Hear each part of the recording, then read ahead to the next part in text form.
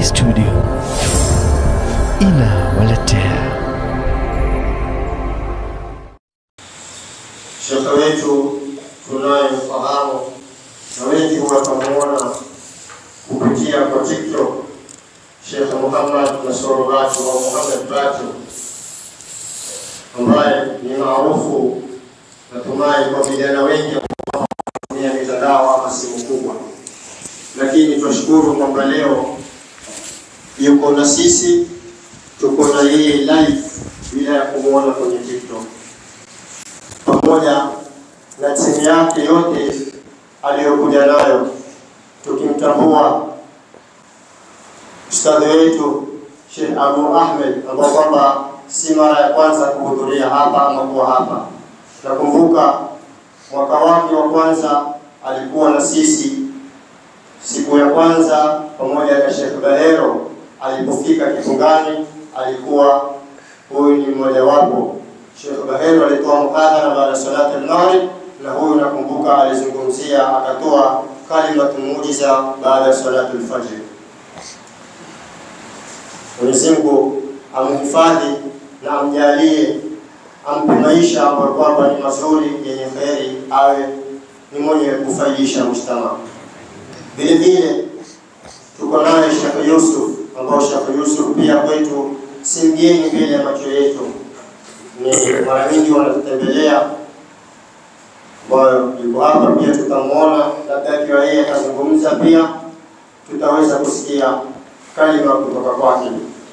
Inshallah sitaki kurefusha, isipokuwa naomba tuwe na utulivu, tutegeshe masikizi yetu, na inshallah natumai ikiwa tutakuwa ni mwenye kusikiliza na kutega sikio vizuri mpaka mwisho wa somo au mwisho wa darasa, tutakuwa tumeweza kufaidika pakubwa kupitia kwa mashaka zetu.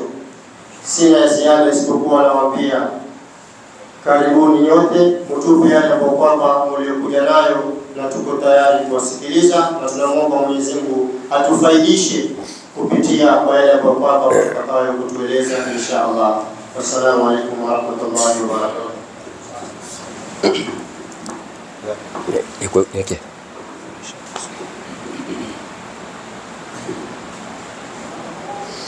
السلام عليكم ورحمة الله وبركاته. إن الحمد لله نحمده ونستعينه ونستغفره ونعوذ بالله من شرور أنفسنا وسيئات أعمالنا. من يهده الله فلا مضل له ومن يضلل فلا هادي له. وأشهد أن لا إله إلا الله وحده لا شريك له، وأشهد أن محمدًا عبده ورسوله صلى الله عليه وعلى آله وأصحابه. أما بعد، أوصيكم ونفسي بتقوى الله فقد فاز المتقون. نزام الإسلام، tumshukuru Allah subhanahu wa ta'ala kwa tawfiki yake kutujalia leo wakati kama huu kuwa na ndugu zetu wa Kipungani. Si uwezo wetu bali ni tawfiki ya Allah subhanahu wa ta'ala. Ndugu yangu ustadh ametaja hapa, nilikuja pamoja na Sheikh Bairo na nilikuwa ni mzima, na pia nilikuwa kijana kiasi. Na nikumbuka nilikuja tena mara moja baada ya kupata ajali kama sikosea. Alhamdulillah, Allah ametujalia tena kukutana leo. Ni msafara wa da'wa ambao kwa bahati nzuri umeanzia hapa kwenu. Tutafika Lamu kesho, kisha tutafika visiwani kwa uwezo wa Allah subhanahu wa ta'ala. Tumekuja tukiwa ni team. Mashekhe ni wanne, shekhe mmoja hakumtaja labda hamjui. Ama mashekhe ni watatu, mimi ni mwanafunzi. Hapo kuna Sheikh Muhammad Bacho, Sheikh Yusuf Umar na Sheikh Ustadh Sheikh Dumila. Ijapokuwa hakujeka kishekhe kuvaa kanzu pengine, lakini ni safarini. Kwa kisimama hapa utaona kwamba sisi wanafunzi. Alhamdulillah. Pia hatukuja peke yetu mashekhe. Hatungeweza kuja peke yetu. Lakini kuna nguvu zingine ambao zimefanya kazi ikafanya leo mashekhe wapande gari wafike hapa. Tumefuatana na wale wanaharakati, ndugu yetu Abdul Basit Dumila, ndugu yetu Al-Akh Juma uko Malindi, ni mwanaharakati wa da'wa, wana msikiti pale kwa Ndomo. Simbali kabla ya Ramadhani, mwezi wa Shaaban tulikuwa naye, tuchukua paka Pemba tukafanya da'wa. Kwa hivyo alhamdulillah, na kuna wenzetu wawili tumewacha nyuma, inshallah watafuata kesho. Mmoja pia si mgeni, tulikuja naye, ni mwana kamera wetu Soma Bwana, kwa dharura hakuweza kuja leo, lakini tutafuata kesho, pengine tutakutoka Lamu, na ndugu yetu Lukman Dumila. Hii nimetaja kusudi kwamba kuna mashekhe na kuna watu ambao wako nyuma yao, na ndio itakuwa maudhui yangu. Nitazungumzia kwa dakika chache, kisha niwapishe mashekhe Muhammad Batu na Sheikh Umar.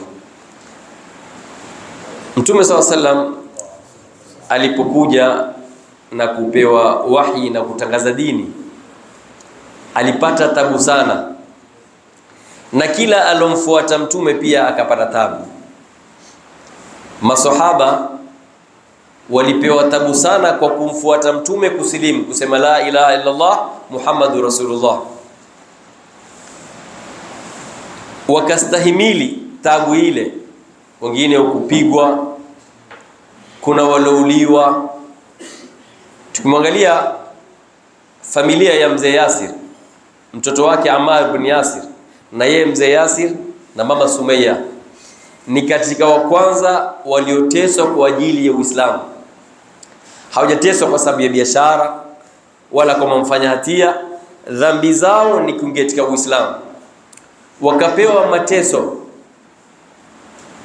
mpaka mama Sumayya akatuwekea tarikhi kuwa ni Muislamu wa kwanza kufariki katika kupata shahada katika umma huu wa mtume. Tumelipenda dini, mtu wa kwanza kufa kwa ajili ya dini ni mama Sumayya, mwanamke. Na kama kuna wanawake wanasikia hapa itakuwa khairi zaidi. Mwanamke ndiye mtu wa kwanza kwenye umma huu kufa kwa ajili ya dini. Anaambiwa mkufuru Muhammad, utaje Lata na Uzza, anasema la ilaha illa Allah Muhammad Rasulullah, mpaka akauliwa. Mzee Yasir akauliwa, Ammar akapigwa mpaka kupoteza fahamu, mpaka akataja Lata na Uzza, ndio wakamwachilia, wala hakusudia. Alipojua kwamba hangeachiliwa mpaka alitaja miungu yao ya masanamu, Ammar alikwenda kwa mtume analia. Ammar ibn Yasir akamwambia Rasulullah, hawakuniacha nilitaja miungu yao. Ikateremka aya illa man ukriha wa qalbuhu mutma'innun bil iman, yani man sharaha Allahu sadrahu lilislam, yule ambaye Allah amemkundua kifungo chake katika Uislamu, fa huwa ala nuri min rabbi, kwenye nuru, mwangaza wa Mola wake. Illa man ukriha, ila yule ametendeshwa nguvu ate Uislamu, hakutaka, amelazimika na mpaka mpoteza fahamu. Wa qalbuhu mutma'innun bil iman, na moyo wake uko kwenye imani. Kwa hakutamka kwa moyo wake, alitamka kwa kuadhibiwa. Babake mbele yake anauliwa, mamake anauliwa mbele yake. Kwa hivyo hapo ndio mada yangu kwa dakika chache, ni kwamba wewe au mimi na wewe tumechangia nini kwenye hii dini yetu ya Uislamu? Kwa sababu ingekuwa hakuna mtu aliyokubali kuhimili tabu, kuhimili mateso, kujitolea, hatungepata huku maeneo yetu ya Afrika kuwa na misikiti na kuwa Waislamu. Mababu zetu hawangekuwa Waislamu, bali kuna watu walihimili kipindi kigumu, wakatesa na wakavumilia, wengine wakauliwa, wengine wakahama, wakapata tena tabu kule walipoenda, mpaka dini ikatufikia mimi na wewe, tukazaliwa ndani ya Uislamu. Sasa mimi na wewe leo tulipata kuna msikiti, sio miaka mingapi ulijengwa na babu zetu. Mimi na wewe tufanya nini au umefanya nini wewe? Jiulize mwenyewe. Hii dini ya Uislamu wewe umefanya nini? Utaambia Allah, nilichangie kwenye dini yako kitu fulani. Ndio nikasema hata shekhe pia, hata imamu pia kuweza kusimama hapa au awasalishe watu, ama atoe khutba ya Ijumaa, ama afundishe watoto, mpaka kupatikane nguvu nyingine nyuma, apatikane mtu ataenda baharini kuvua samaki. Katika kuvua kwake samaki ustadhi apate share, apatikane mwingine ataenda kulima shamba, katika mavuno yake, na huyu mwenye kusimama hapa msikitini na kusufurisha watu apate kitu, itakuwa umechangia katika dini wewe.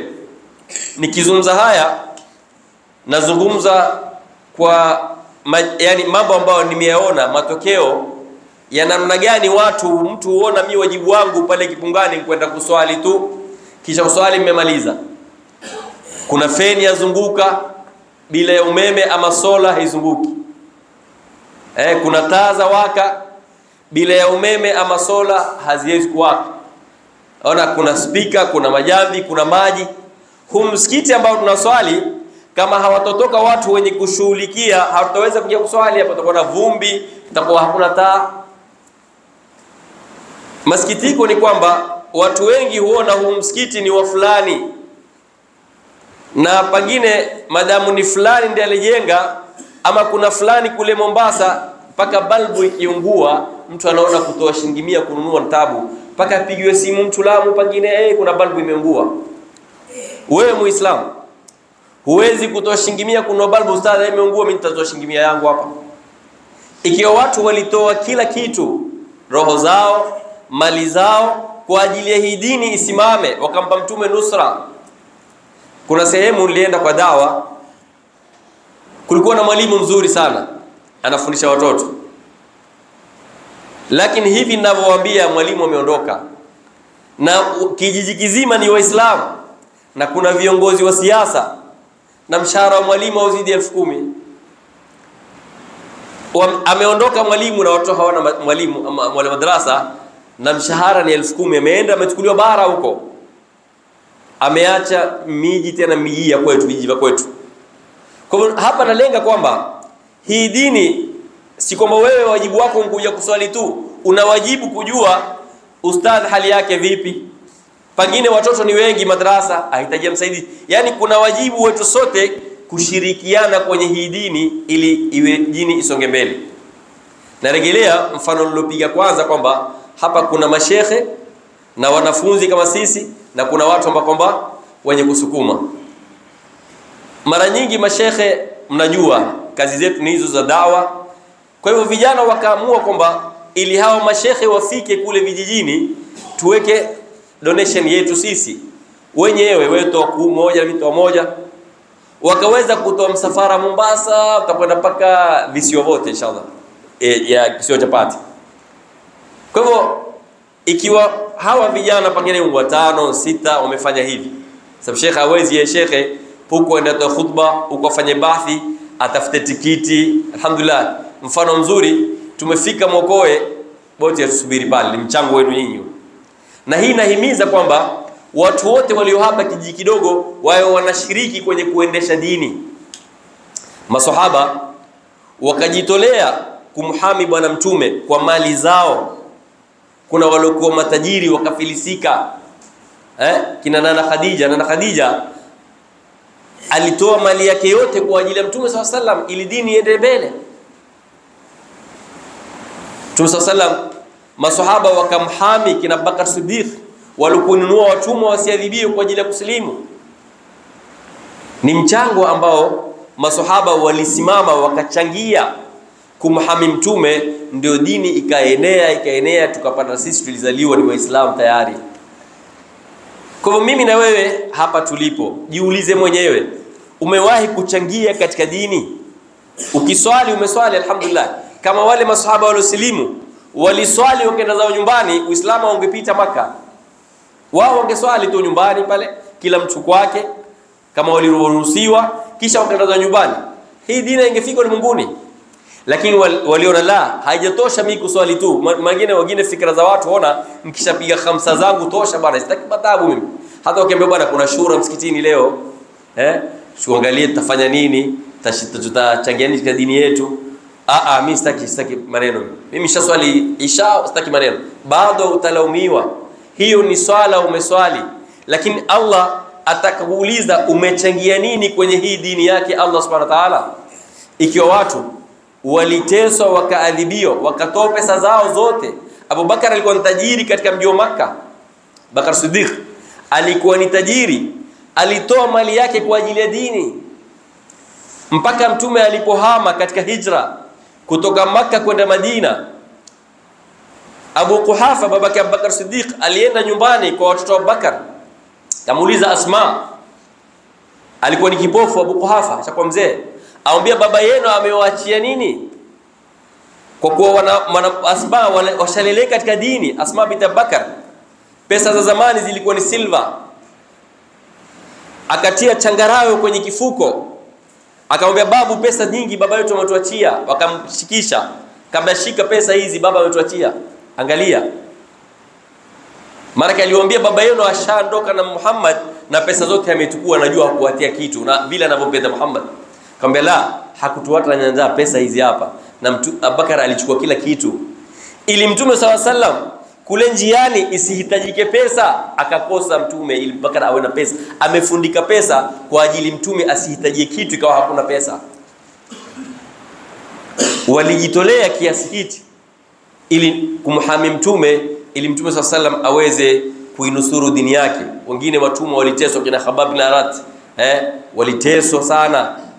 Mtu anafungwa kwenye ngozi kisha anawasha moto chini, ule moshi yote unamungia yeye, lakini walisimama sawa sawa.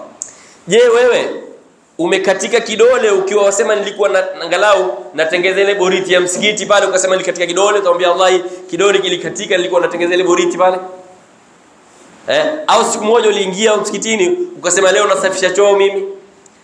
Jambo lolote jiulize wewe, umri huu utamalizika, utakwenda mbele ya Allah, utaulizwa kitu gani umefanya kwa ajili ya hii dini yako.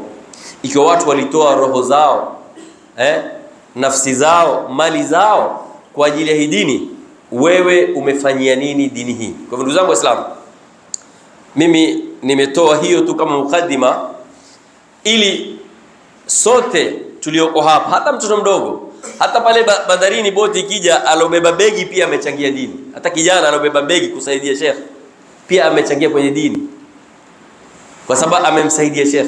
Kwa hivyo lolote lile ambalo utafanya kwa ajili ya kuchangia dini iende mbele, wewe utakuwa umechangia katika dini na utaenda mbele ya Allah una huja kwamba ya Allah, mimi nilisaidia kitu fulani kwa ajili ya dini. Kwa hivyo hii ni changamoto ama ni juhudi kwamba watu wote wanatakiwa, yani ni kuhimiza watu wote, kila mmoja, mtu mzima, kijana, mwanamke, wanawake, hakuwata nyuma. Tumetaja hapa aliyekufa kwanza kwenye umma huu katika dini ni Mama Sumeya, kina Nana Khadija wakatoa mali zao.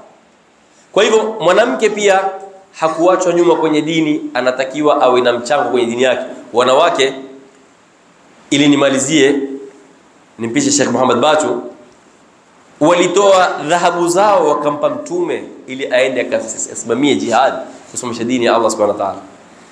Kwa hivyo ndugu zangu Waislamu, utasema hatuna kitu sisi, maisha magumu, lakini mbona birthday tufanya? Haifanywi birthday hapa? Kama mfanya alhamdulillah. Watu wameacha sunna ya Mtume ya aqiqa, ambao ni sadaka kwa mtoto, na ni rahisi, mbuzi mmoja ama wawili, wakaenda wakafanya birthday ya 20,000. Sijui hapa kama yafanya yale makeki ya sungura sio na nini. Wanawake hao wasema hatuna kitu. Ikisimama harusi atatoa hata kama 20,000 ende nunue moitaze gauni moja, lile moja tu au 2 3. Sijui huko mimi nazungumza kwa Mombasa, lakini najua kwamba yaliyoko kule na huku ni vile vile. Kwa hivyo ni kwamba haya ya dunia, sisi tutakavyoishi siku moja tutaondoka. Hizi siku tunazoishi, hii miezi tunayoishi, hii miaka tunayoishi ni daftari inaandika, ni daftari inaandika tumefanya nini. Sasa hivi yaandikwa, watu wako msikitini wasikia darasa na kuna malaika hapa wamehudhuria. Malaika wanahudhuria katika kikao chochote ambacho kwamba ma jalasa qaumun fi baitin min buyutillah yatluna kitaba Allah wa tadarasuna bainahum illa nazalat alaihimur rahma wa hafathumul malaika.